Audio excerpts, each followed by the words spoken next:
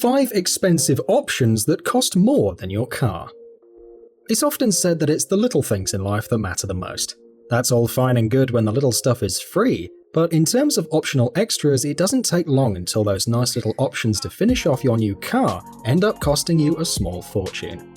Here are 5 of the most expensive optional extras that seem quite simply ridiculous.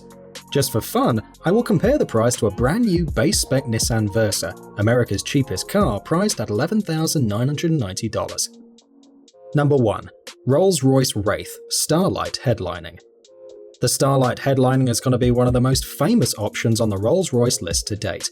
Coming in at an eye-watering $12,925, the light-up headlining is a bespoke capture of the sky above at a specific time, for example a notable event or anniversary of the purchaser. It is supposed to resemble the night sky, and to be fair, just to make the thing, it's not easy work. A small team of Rolls-Royce workers will place 1,340 fiber optic nodes into the leather headlining structure by hand. That's just on their smallest car, the Wraith. The larger roofed Phantom gets a whopping 1,600 nodes of light. What do you think of this option? Is it cool or cringy? Give it a vote in the top right of the video. Either way, the same thing in Nissan Versas is 1 brand new vehicle and 30 full tanks of fuel. Number 2. BMW i8 Louis Vuitton fitted luggage. Nothing says I'm loaded like matching luggage for your vehicle. Unexpectedly, it's BMW who take this to the next level of crazy. The BMW i8, a really nice mid-price supercar hybrid, has one of the craziest optional extras out there. Due to the BMW i8's hybrid drivetrain, with batteries mounted along the spine of the car, storage space is very limited. BMW took this opportunity to create their own luggage which fits in optimally with the car. Instead of collaborating with an ordinary luggage company like Samsonite or Swissgear, they chose to go with designer firm Louis Vuitton. What you get is 2 travel bags, a business case, and a garment bag. Bizarrely, there isn't even a choice of colours, black being your only option. How much do those 4 bags come to? Only $20,000. That's 1.6 Nissan Versas. Number 3. Maybach champagne flutes. What's the most you would pay for a glass or a mug? $10, $20, $50 for a really nice one? Well, the Maybach champagne flutes are likely to make you look like a mug if you spec this option. To get this option, you need to have already spec'd the Maybach's executive rear seat option with a champagne cooler, unlocking the chance to spend $3,200 on just 2 champagne flutes. I'll admit they are a beautiful design, made of solid silver and clamp into the cup holders so you can drink whilst you're driven around, but $3,200 is a heck of a lot. I'd be willing to bet you could probably fit some Walmart flutes in the same cup holder for $30. You would surely have to be mad to spec this, even if you are a millionaire. Sure, it wouldn't buy you a Nissan Versa, but it would put you 25% of the way there, a pretty hefty deposit. I know which I'd rather have. Number 4. Gold Spirit of Ecstasy.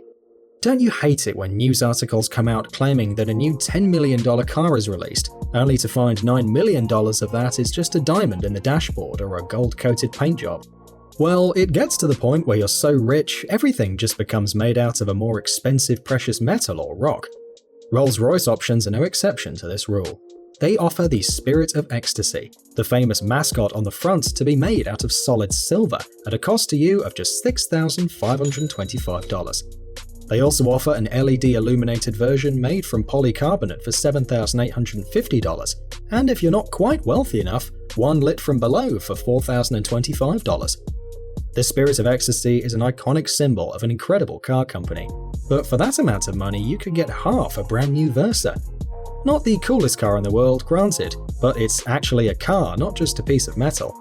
I would argue that some options are worthwhile: carbon fiber bits, performance packages, cool paint jobs, sports seats and nice wheels, but I personally cannot see the point in this one.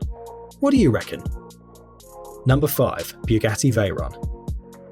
I'll be honest, I was keen to avoid the hypercars or hugely limited cars in this video. Their optional extras are always going to be ridiculously pricey, and a whole list of these 6-figure options just makes for a boring video.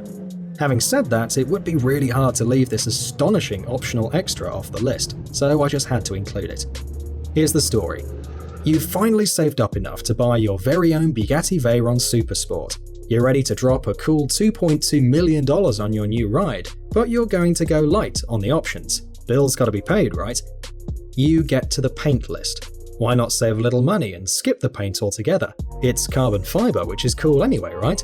Well, to get this bare carbon, basically no paint, it won't save you any money. No, quite the opposite. To get no paint, it will cost you a whopping $300,000. They charge you more to get less. You couldn't make this up. Of course, the carbon is beautifully finished and lacquered, but for that money you could get a Lamborghini Aventador. To put this in terms of Nissan Versas, that would buy you a hilariously large 25 cars, enough to run a medium-sized rental business. Of course, I'm being devil's advocate here. The Veyron is really a money no object kind of car, and to anyone who owns one, dropping $300k on a paint job or lack of it will be petty change. Still, what would you rather have? Bare carbon fiber or a painted Veyron and a pretty nice apartment? I know what I'd do. So there you are. 5 mind-blowing optional extras that could empty your wallet real fast. These options exist because people are prepared to pay them, so kudos to the manufacturers for offering them, but I'm not sure a lot of people could justify them, even millionaires. So what do you think about these options? Would you spend out big on the options list, or would you take a lower spec vehicle? Let me know in the comments, and as always, feel free to drop a like or dislike on the video. Thanks for watching. Cheers!